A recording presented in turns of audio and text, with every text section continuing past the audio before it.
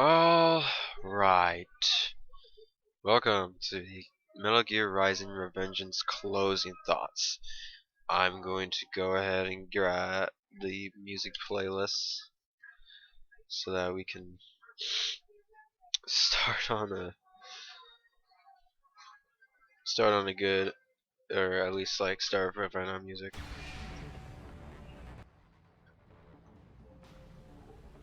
All right. Welcome to the Metal Gear Rising closing thoughts, and this might be shorter because my sinuses are like burning up and whatnot, or it's just congested and whatnot a bit. Anyways, welcome.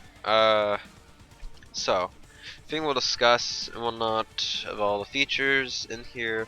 This is a pretty short game though. How I feel about it really, I think will is that this is a very enjoyable game. It takes a bit to get used to.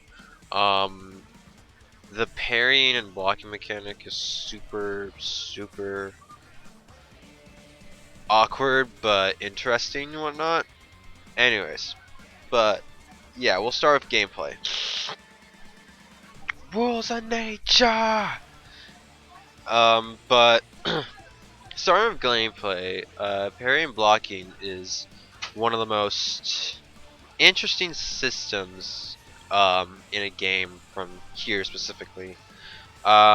Basically on mouse and keyboard, I would have to press up, which is the W key, and attack, which is the left mouse button, to block or parry and whatnot. And if I'm going to give my bit of honesty, is that once we get onto the characters in here, there's probably not going to be too much to talk about their stories and whatnot. Some of them I may recognize, or some of them are obvious thanks to the DLCs. But unfortunately, the music takes the music is basically a part of what you learn from the characters. And unfortunately, I didn't do too well of a job to actually understand. I was listening to music as it was just lyrics, and it's amazing, the music. But yeah, the truth is that if you want to learn more about the characters, I will put a link in the description about the characters of like a video that tells you of how the characters are within the lyrics. So yeah, um, we'll get on to that. The the first okay, the next thing is on the gameplay is probably the camera angle. Man, I don't know how I feel about that, honestly. I don't have that much of a problem with the tracking though. I must say, tracking isn't too bad, but the camera angle is pretty awkward. It's a little annoying to play around with, but the tracking was not bad in this game, I must say. I liked the tracking for what it was. Um, anything that Raiden does in this game or whatnot is really cool. But if there's like more things I have to discuss, is Blade mode, in my opinion, is terrible.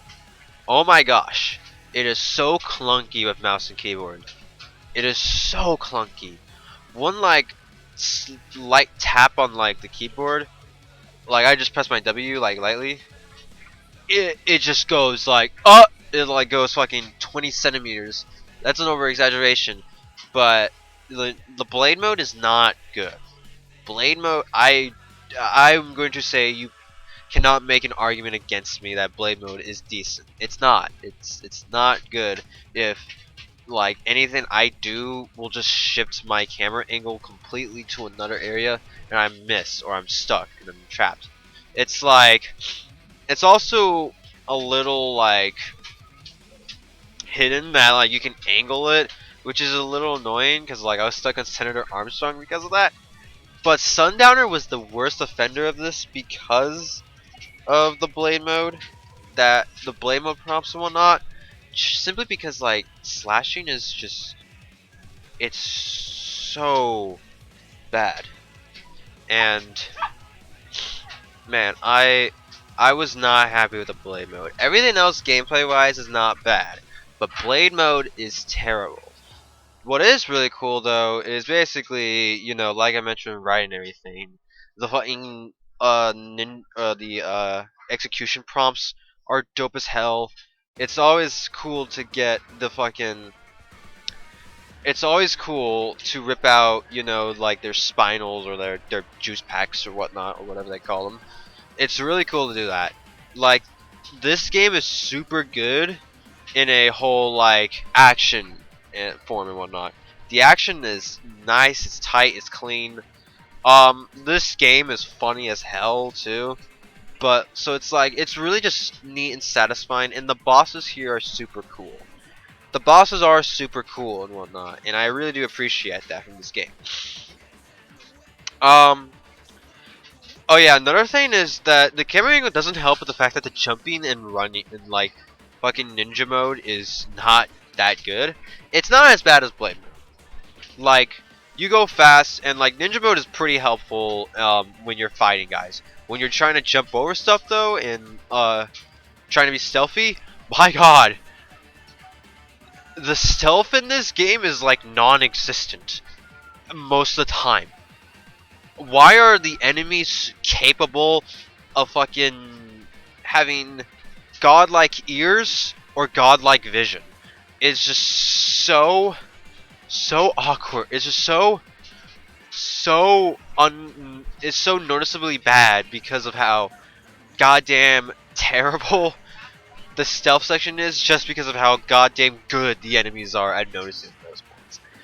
If I must say though, is that like attacking everything, being like a slashing ninja and whatnot, at least that covers up for the stealth, because you don't have to play stealth, which is why I can't deduct too many points off, because you don't have to play stealth. It's always an optional thing.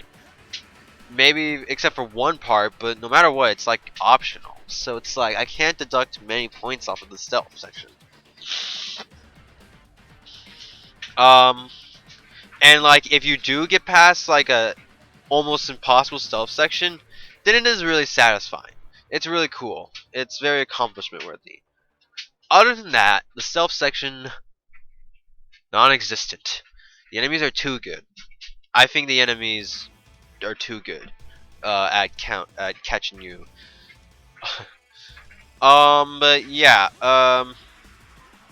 Any of the quick time events in this game is done well. It's pretty nice.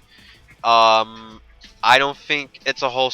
I don't think it's a whole the game issue. I think it's a more like your issue if you mess up the quick time events too much. I think it's because the quick time events are not bad in this game whatsoever. It's good to go through and whatnot. So yeah. Um, on that note, the the quick time events are not bad. So I think that's gameplay wise and whatnot. I think that's at least enough to cover. Blade Wolves and Jetstream Sam also apply to this. I mean, Jetstream Sam is a double jump fucking master. And Blade Wolf is a dog. But other than that, they don't. They have some pretty much the same things as Raiden. There's also the AR mode that lets you see in the dark, but I mean, it's a situational thing. Um, what's another thing? The music. God tier. Music is so good in here. Jamie Christopherson, or Christopherson, whoever his name is, Jamie Christopherson, um, did an amazing job. And overall, this game's music is better than everything. It's better than your mother. But yeah, pretty much the music. My favorite picks are probably A Stranger I Remain, Red Sun, The Only Thing I Know for Real, which are probably my top three. Stay in time, but like everything else is just below that, which is like S tier. Like you have S plus tier and an S tier, and everything else goes into S tier. So yeah, music, put it on your playlist. um, let's see, what's another thing that we can go off of? I think the next thing that we could do is probably I guess we could go for characters because like um characters are the ones that are gonna take a while are probably well no they're not gonna take a while, but the ones that are gonna take a bit is gonna be like Raiden, Jetsum Sam, Blade Wolf, Armstrong, and a couple other characters. I don't know. Yeah. So let's start with the pretty simple ones to go off of.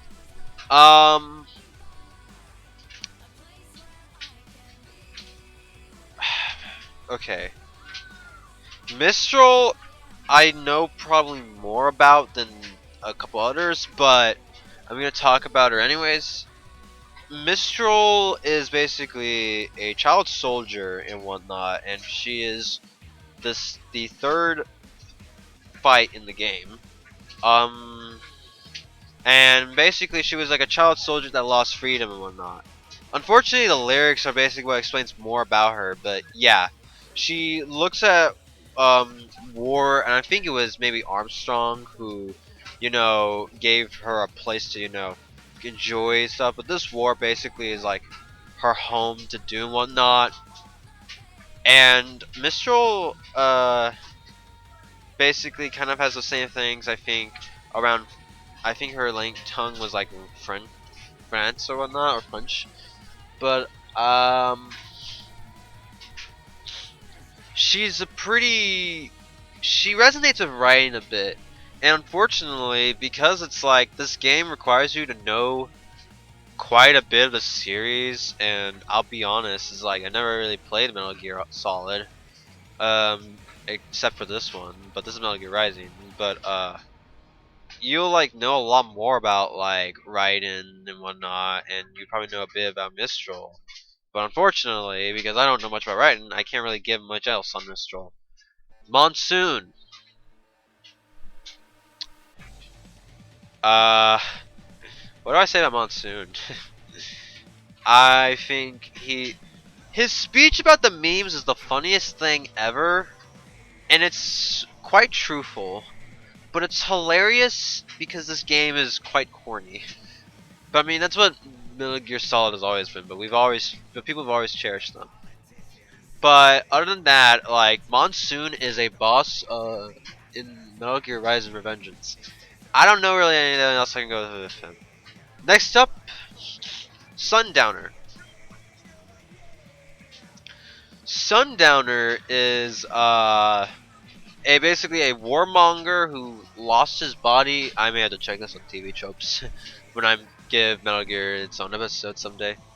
But Sundowner basically is a childish warmonger that you know basically finds war a good thing for him and is where he makes money off of and why war economy is good.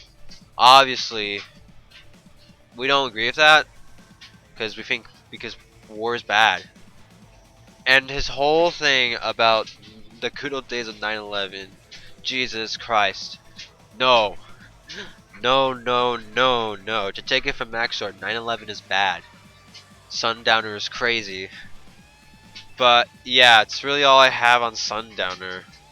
But he does have one of the three best themes in the game.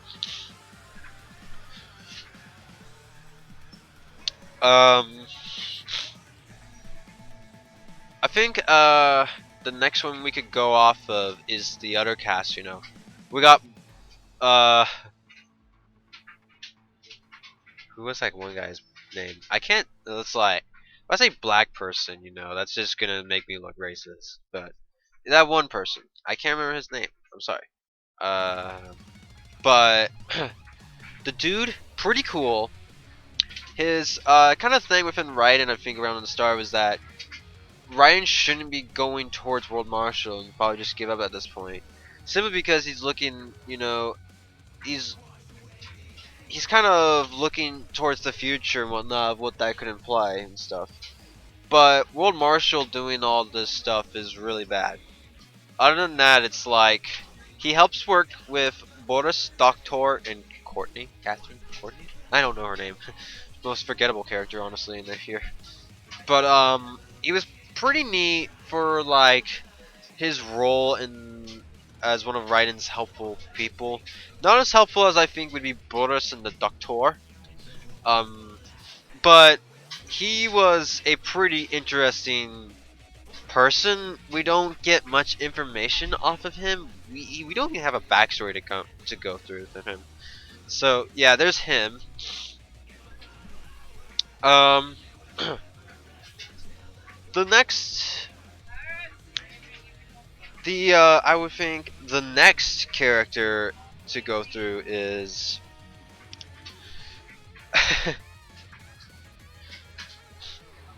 I think the next character to go off is Courtney and Catherine, who is a character in Metal Gear Rise and Revengeance, who is a woman with glasses, and she was in the first mission, and you know, with President, what's his name? But yeah, we'll just say President Barack Obama of that one place in South Africa, I think. Other than that, that's it. Nothing else to say, however. But let's talk about Boris. Boris is dope, who helps come to Ryan's rescue many of the times and helps, and continues to assist Raiden continuing forward. He is also, one of the last two characters' voices that you hear towards the end of the story when Raiden tells Boris when he is on to fight his own wars and whatnot, so he will not join back and stuff. But Boris is a pretty cool character because he's just this. He seems like this pretty energetic, understanding, and will always be there to help. You know, Raiden in his troubles and his group of people. He comes to the rescue in the first mission by shooting at Jetstream Sam. You know, and he's always around in the intercom. You know, telling about around. Raiden always he is probably the most popular person on the intercom, and the only reason I'm talking about him right now is because the Doctor is more memorable because of his credit card debt. Because the Doctor is kind of like same boat that him and Boris coming from different places and whatnot, but Doctor is pretty much all about enhancing Raiden. He helps out Raiden in a helicopter. You know, he even is worried about Raiden, once Raiden is possibly dying from a huge fall, but Raiden somehow survives. But he's very much active as well, like Boris and whatnot, and he's all about his hands, I think, to assist Raiden or help the children out to get more data and stuff. And him, Courtney, Person, and Boris, they're all a really cool gang and whatnot. As much as Courtney is forgettable, and Person, I can't remember his name because he barely even says his name, so I can't remember it. Boris and Doctor are people I know because they're always around on the intercom to assist Raiden, and it's pretty cool that Raiden's got his own team. Then we have Sunny. Unfortunately, yet again, this is probably a character that's probably gonna be 20 to 30 seconds because Sunny is, I think, maybe a nephew of Raiden's and whatnot, and Raiden always is going to help him in the sense, and Raiden will or Sunny is basically super smart and is able to build, mock thing majigger that helps Raiden go off to stop Armstrong's thing, and basically, unfortunately, and while she's only available for the last arc of the game and whatnot, she's also seen in the post cutscenes of both the main story and Blade Wolf's story and whatnot, and it's pretty cool. But other than that, I have no other information on her. And then we have the one person which dialect and whatnot that I must say.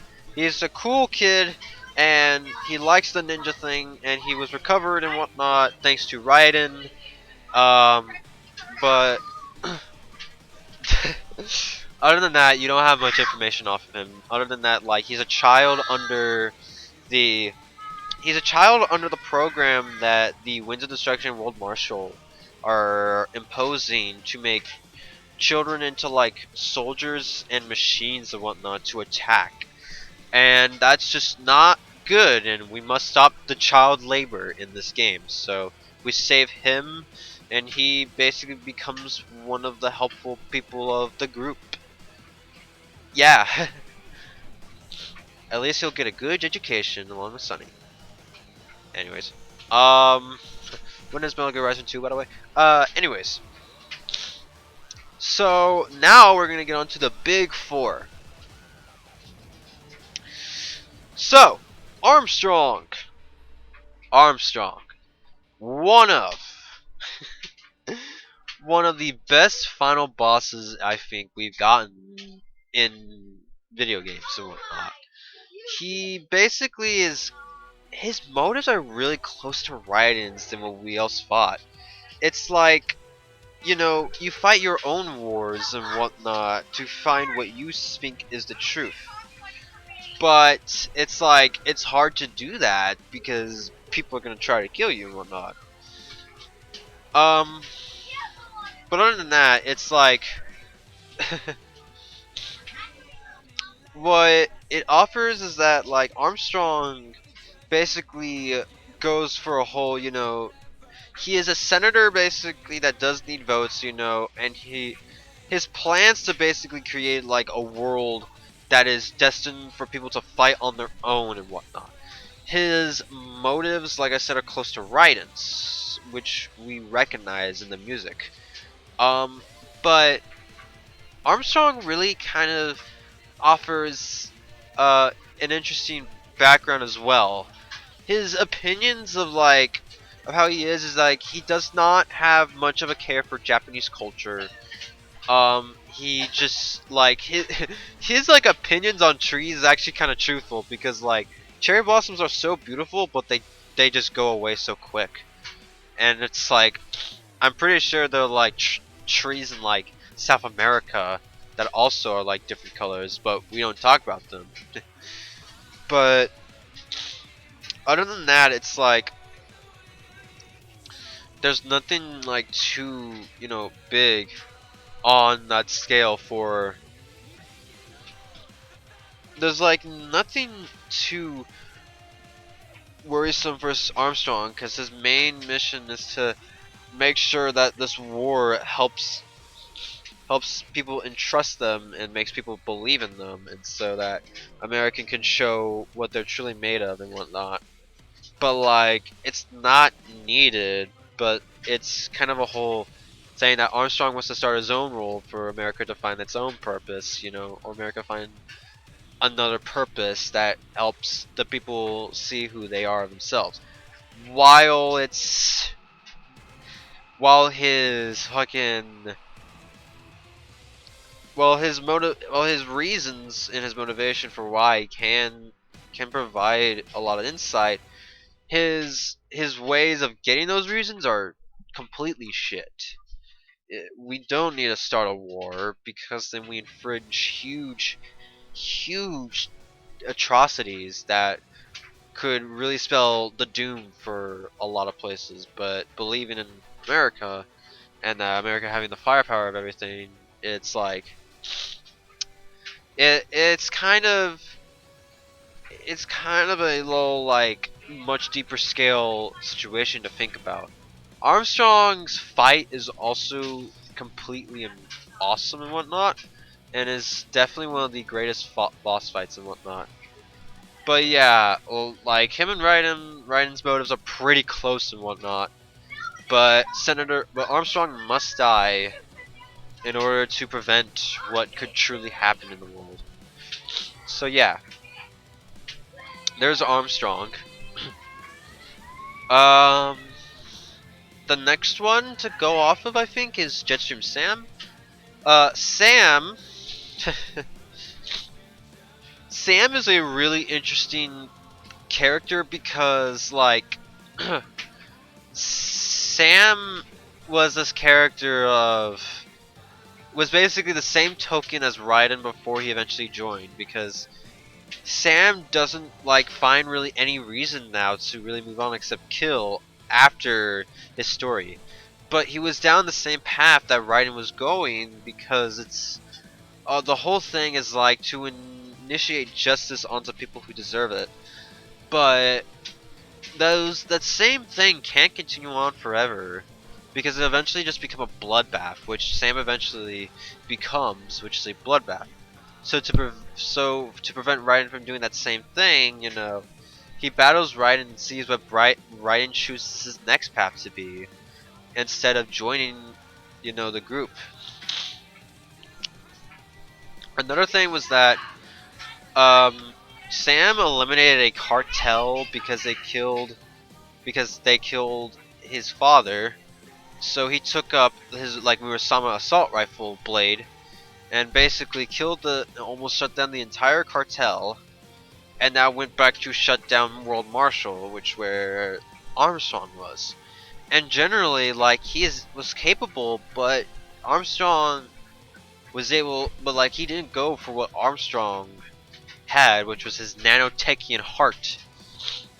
He beat him in a battle, but like he kind of didn't, because eventually Armstrong kept going and whatnot. So,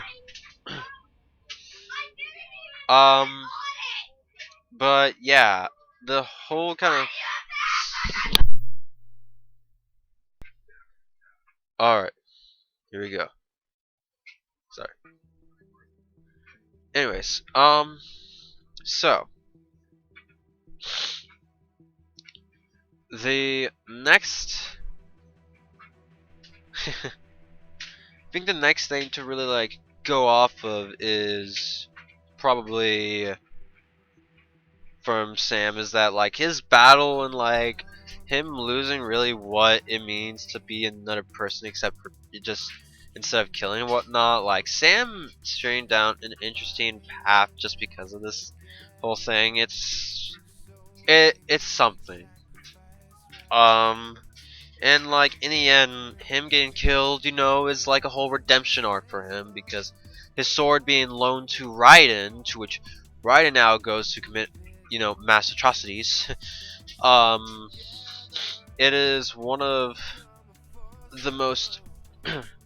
He's a very interesting character who's very badass in his own way. I mean, Brazilians can double jump, and you know, you should pick it up. But other than that, like, Sam is a really cool character who kind of lost his way because he had nothing else to really do now after he finished off his jobs. Sorry. Okay. But yeah, so I think next to go over is Blade Wolf. Um, Blade Wolf. Blade Wolf is a very interesting character because Blade Wolf, like, really helps. Um, Blade Wolf is the mercenary dog that basically found his own freedom after Raiden came along and saved him. He tried finding it again he tried finding it the first time, but was caught by Mistral. Until Raiden went ahead to stop him, and then went ahead to stop Mistral, which really did set the deal for Blade Wolf. And Blade Wolf got a whole new makeover, and, you know, taught me how to parry. And Blade Wolf in of itself is one of the coolest like puppers and whatnot in the series. And Blade Wolf also takes out Kamzen, which was a Wind of Destruction trying to, well, I guess a wannabe Wind of Destruction who is pretty powerful in his own thing, but even Kamzen was trying to find freedom. And the only reason I wasn't talking about Kamzen because there's not really allowed to go off of Kamzen except for his own freedom. That before he was kind of betrayed and whatnot, and needed to be killed for Mistral. But Blade Wolf, you know, thanks to Ryan's help and like him learning his devotees to Sam and Raiden, you know, giving him the purpose and whatnot before eventually becoming Sunny's protector and whatnot because of his chainsaw blade attack weapon, and he will kill anything and everything that dares try to harm Sunny and the gang. Kind of like Raiden. But other than that, it's I think Blade Wolf really is quite cool because his motives is just like being this robot dog with somewhat human like understanding and whatnot. His IQ is quite big and large, but like trying to find his own purpose is something that everyone really should strive to find. It's it's hard as shit, but it will help in the long run. Even if it's forcibly going through pain and misery in that life and whatnot. And Blade Wolf having to understand that others have gone through such turmoil in their lives is I think what gives Blade Wolf that motivation to try to strive to be something bigger. And thanks to Raiden, you know, he finds his freedom and assists Raiden and whatnot. So yeah. Um Raiden also Blade Wolf also comes for the clutch wielding Sam's weapon, you know, meeting within Sam and whatnot before watching both Sam and Raiden fight, and eventually, you know, being knocked down because of soldiers and Armstrong and whatnot before the blade is in Ryan's hands and we get the final fight of the game. So yeah, um that is that is that is Blade Wolf. So yeah, next is Raiden, the final character to talk about. Raiden. There's much more than this game to Raiden. But Raiden basically, like as explained in Sam, was a soldier, uh, basically creating or within a tool of justice to strike back at those who enslave children to become robot soldiers. Goes against World Marshal, you know, tries to find his own war, or fights his own war once, you know, he defeats Armstrong and breaks many codes and whatnot, and assisted by his group. He learns a lot during this adventure and whatnot, and has to look back on his own self. We learn about Jack the Ripper, which was one of his personas that he had because he was a child soldier slash killing everything. And Raiden having to go through like these adventures and talking with others, like, you know, talking with Blade Wolf, his own things against Monsoon, you know, talking with everyone, you know, and him and his debate against Armstrong is just one for the record and whatnot, because it's so interesting between the two. It's not the first time Ryan has slayed a politician, but like, it's definitely one of the most craziest fights we get, like in like hack and slashes and whatnot, and and I really do enjoy kind of Ryan's character being much more badass than what I've heard back in the other games. I know he was basically the main character of Metal Gear Solid 2, but I didn't play Metal Gear Solid 2, so you can't talk to me about that stuff because I haven't played it. So move on to someone else. Um, but Raiden, yeah, Raiden's like old child soldiers stuff. You know, I don't want to like have to repeat it multiple times, but it's him as a warrior. Jeez, this song so loud. Holy hell. Okay, there we go. Um, okay, but yeah, Raiden. You know, I've already talked about a bit in his characters, but he like him eventually having to understand that like he can't be fighting for justice all the time because it'll fire back at him. Being to know that he has to accept that he's just another killer. But you know, I guess to have that remorse and whatnot, he's going to go ahead and absolutely slate everything in his path. Other than that, yeah, that's all the characters and whatnot. There's not much you can go off of from the characters, which is kind of saddening. But other than that, pretty cool. I think we'll go ahead to move on to now the story and the boss battles, which are the last two. So boss battles because we're talking about characters. Um, let's start off with the Metal Gear Ray. One of the coolest fights in the game and whatnot because there's a lot of action. You fight the legs off of him in both Sam and Ryan's fight, so I'll not be talking about Sam's fight. And then eventually you slay it, fighting it twice and whatnot within its missiles, its attack, sweeps and patterns and stomping and whatnot, and its consistent running and gunning while you have to chase its legs and break its barriers off to truly slice it in half. To which you do eventually in the end.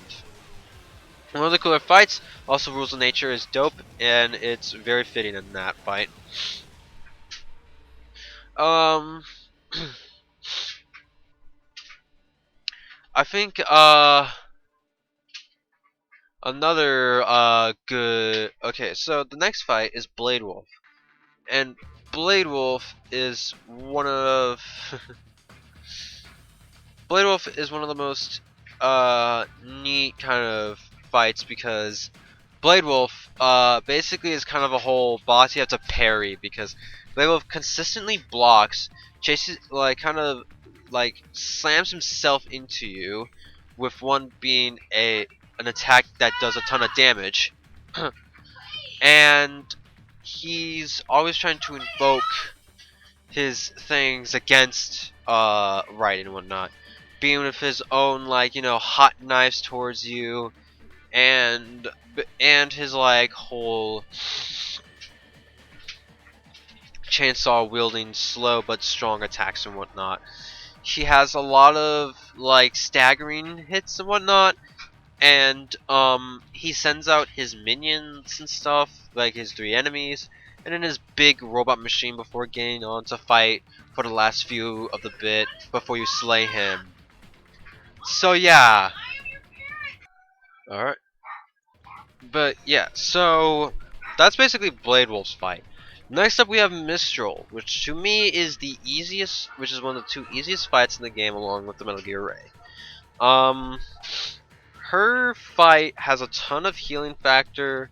It has frustration factor, but it's not too big of an issue because those little drones of hers always sends health packs and whatnot, which simply makes the fight super easy. It's really fun, but generally Mistral is one of the most interesting fights in the game, and she has one of the best battle themes. Her blow blade is absolutely insane. Her blow blade is amazing, better than every weapon because everyone has a wrong opinion. But it's but she also has pretty she also has her pole blade within a block kind of range thing that you have to slash and swipe a lot of the time and whatnot, but eventually you'll be able to prevent it from doing its things. And yeah, it's one of the most easiest fights because of those little drones she has. So yeah. I'm gonna be honest. There's not really a lot to talk about the story now. I've talked quite a bit of it, but there's still a few other things.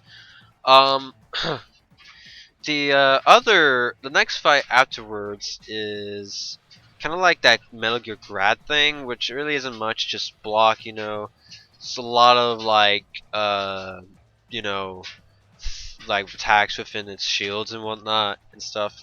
Shoot stuff at you and stuff. But you just basically have to swipe off each thing to really beat the boss, and that's it. Before you eventually slay the real boss in one hit, which is that doctor thing person. Um, but the next fight eventually is Monsoon. My gosh, Monsoon is one of the two hardest fights in this game. Monsoon is what I would say one of the most one of the most toughest. Basically, Monsoon relies on a ton of parrying because Monsoon's body is basically a magnetic bisection and whatnot, and you can. There are two ways to beat Monsoon, which is to parry him and stagger him, or simply use EMP grenades to completely dysfunction the fight. And but to do that, you must be good at parrying, and if you're not good at parrying, then you're not good at the game. And basically, the fight helps or here. The next part of the fight basically is where he's going to get on top of like a structure that you can't get to, and he's gonna fling stuff magnetically. My mouth is about to die, guys. Um, and basically you have to go and slay the beast, or you have to go basically slay all the pieces before they basically I think one shot you. And I've never been hit by it because I slayed all of it in blade mode because it's easy to do. I will say, even in blade mode. The other thing is just moving his moving wheel of debris, which was a bit more harder to grasp, but it's really you just have to run from it before he comes back down and tries to destroy you.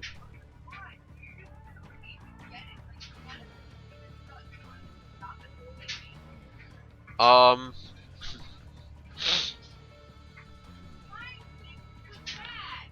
the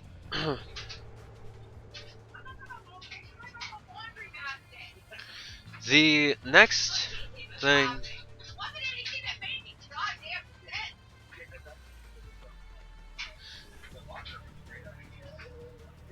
But the next thing,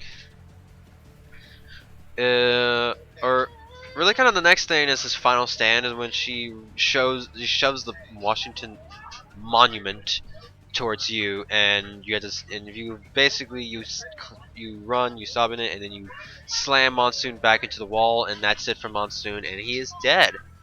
Next up, we have Sundowner, which is regarded as one of the easiest boss fights if you basically do the cheese route, but I didn't. So I had to basically destroy his shields and whatnot, which was mad annoying thanks to blade mode, because blade mode's bad. And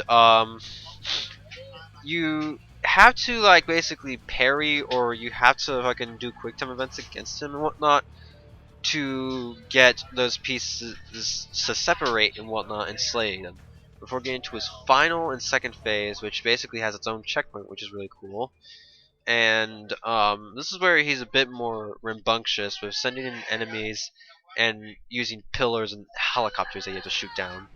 Um, and yeah, destroying those same things is pretty simple.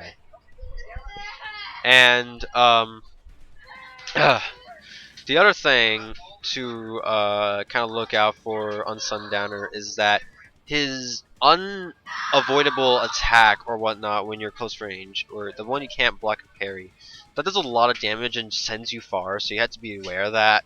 Other than that, he's a pretty simple fight, and yeah, he has like the lowest amount of health to like any other boss. Other than that, he has the helicopter section and whatnot, the amazing theme, and yeah, you just navigate your way to eventually blade moding the helicopter pad, and then you destroying the helicopter and destroying Sundowner himself.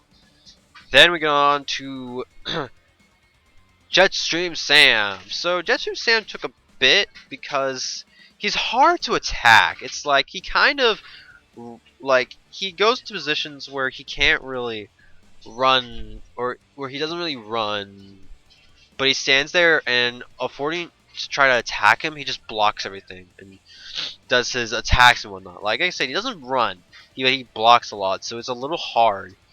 But how I beat Jetstream Sam was use Pole Blade to catch him whenever he was on his final phase to just simply exterminate him because Pole Blade's mad good.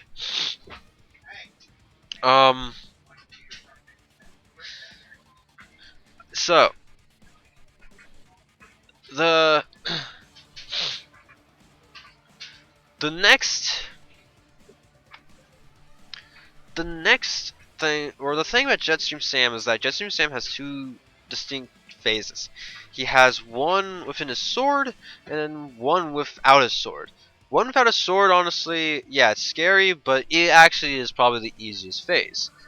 His sword phases, though, are pretty difficult, but if you kind of don't, but if you kind of plan like how I did and whatnot, if you want to use my strategy to fight him, go ahead. It worked out well for me, um, and whatnot. So yeah, it didn't take me too long to beat Sam. But it did take me a while in that fight, specifically on the attempts that I did fight. But yeah, I didn't take too many attempts on him. Um, yeah, he's really got like 3 to 4 attacks in his fight in like his fists and leg phase and whatnot. But it's not too much of a big problem, you know. Like I think the one attack to look out for is when you charge at him and he just flips you and whatnot, because then that like basically sets the stage more back to a neutral phase and whatnot, and you have to like kind of to you know duel along and stuff, or duel along and whatnot. So yeah, other than that, Sam's final phase is probably the most tricky one because there's not many rooms for attacks. So like this is why I say Pole Blade is super good. It's a dope fight though because it's just so cool between two swordsmen and whatnot, and it's really enjoyable, I would say. So yeah, I would say I appreciate this fight a lot for what it is. It also gives Murasama, which helps us in the long run against Armstrong. So speaking of which, Armstrong. Armstrong is probably is yet again one of the two hardest fights in the game. I don't know which one was harder between Monsoon and Armstrong, but Armstrong is particularly a very interesting and neat fight. It's kind of different on Sam's side, but generally, uh, Armstrong's fight was really cool. There's a lot of cool ass quick time events. There is that one thing when he sends chunks of the like rocks at you, which was hard for me at the first time to get through, but I eventually, figuring out about blade mode angles, way late into the game. My bad, but still, blade mode sucks. Um, Armstrong also has a lot of hard-hitting melee staggering attacks and whatnot.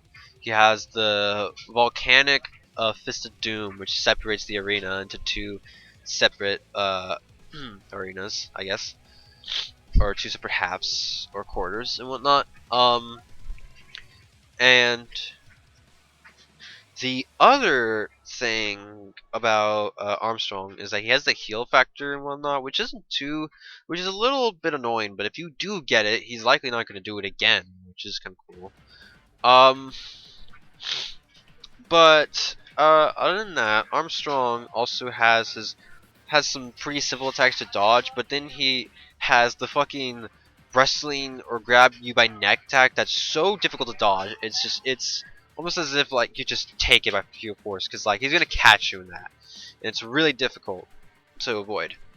He may even do it twice in a row, which is even more ridiculous. But other than that, Armstrong's final like things and his really cool attack patterns makes for one of the most best bosses I've fought in a long time.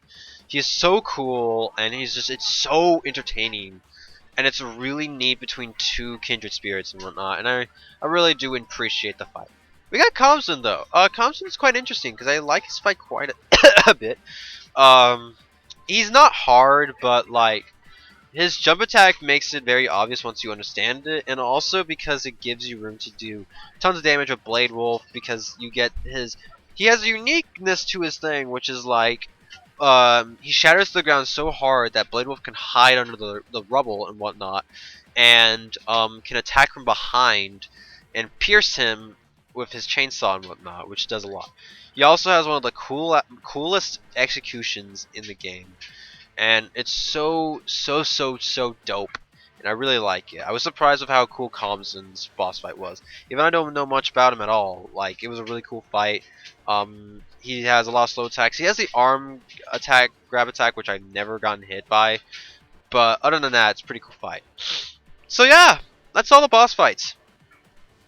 Now it is time for I would say probably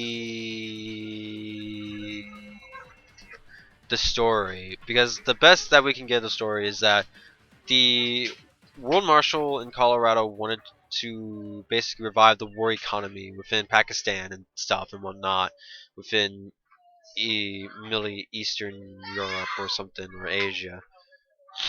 Um, and like a lot of the time memes were brought up to distract the public and stuff and whatnot, in inflicting this within the child soldiers to create an advantage in the war. It is one of the most interesting stories and whatnot, which is also very corny and ridiculous. But it's quite interesting. It's very memorable, I must say, for the story. A lot of these characters help with it too, like Monsoon, Armstrong. It's really neat within this realm of the game. I can't say too much because it's like I've already said quite a bit between the characters that also have an impact on it, and like the us eventually stopping it to for Ryan to eventually go on his own path. It's really cool. Like generally, this game is really neat. I think all in all, as much as like I can't say too much on the characters because it requires me to go in and listen to all the music and understand what the lyrics are word by word and whatnot. But you can go and get that when I basically give credit and a mention on the description. So I think Manga Common, he's made videos on that, I believe, and yeah, you can understand the characters do there. So yeah, I hope y'all enjoyed this game. I really did too. I have quite a few problems with it, but I also have a ton of things I love about the game, and overall, I recommend it. I think it's really nice. I know it can be short at times, but generally, it's a pretty neat game, and I really do appreciate it. I think it's really cool as its own, spin-off game in the series.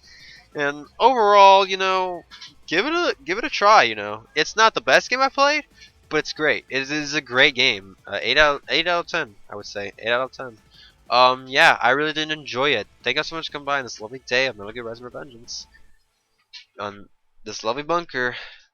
And with that, we'll move on to the next videos before we move on to our next playthrough, which is Destiny 2, Lightfall. So yeah, thank you so much for coming by. Peace, peeps.